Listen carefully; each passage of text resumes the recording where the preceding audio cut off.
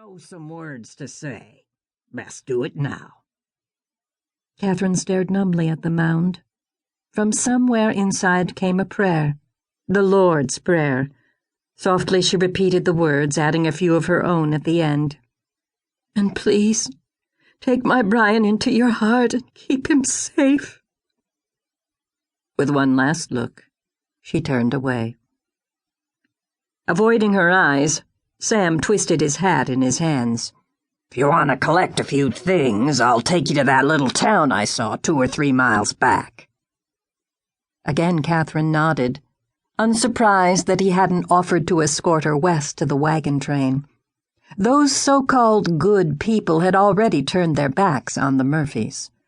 Other than Sam, only one man had shown any concern for them by offering Catherine a revolver for protection from the riffraff who roamed the prairie. Refusing to accept money from the contaminated wagon, he had taken the team of oxen as payment. At the time, Catherine had been too worried about Brian to think of anything else. Now she wondered if greed, rather than compassion, might have been the man's motivation.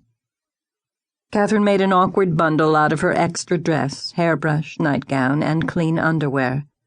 Then she dug to the bottom of the trunk to retrieve the stocking that held what was left of their life savings. It wasn't much, only a single $20 gold piece, but she wasn't about to risk someone coming along and stealing it before she could get back for the rest of her belongings.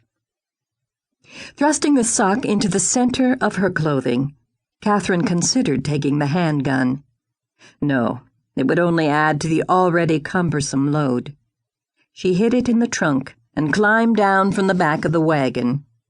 Her milk cow, Suzette, was already tied to Sam's saddle horn.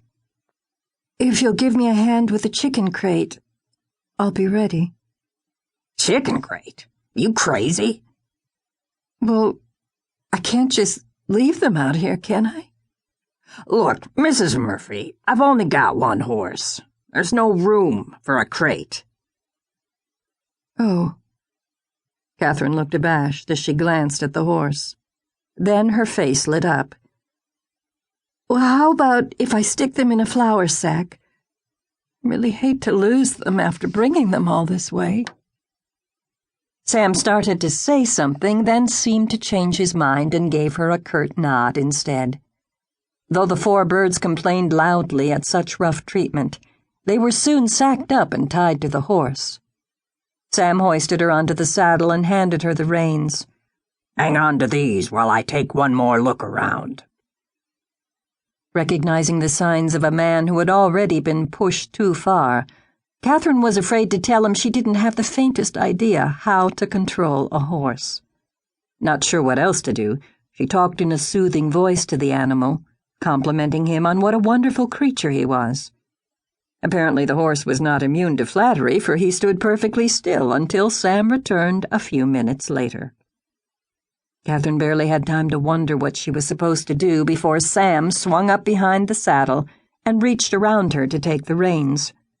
Without a word, he prodded the horse into motion, and they took off at a jarring pace. Catherine contemplated the possibility that Sam had lost his mind. As the chickens squawked in terror, she turned to see how Suzette was faring. The sight that met her eyes wiped out every other thought. A thick cloud of black smoke was pouring from both ends of her wagon. "No!" she screamed, twisting out of Sam's grasp. She hit the ground, stumbled, then struggled frantically to her feet and started to run, her breath coming in gasping sobs. She was still a long way from the burning wagon when Sam caught up with her. Wrapping his long arms around her, he restrained her, though she fought him with every ounce of strength she had. It had to be done. That wagon was full of cholera. "I thought you came back to help us," she cried, beating his chest with her fists. "But you just wanted to make sure we didn't catch up to the wagon train." Nope, it's not true. I came to do what I could for you both. He lifted his head to stare at the wagon, now engulfed in flame. I had no choice. I'm sorry. "You're sorry?"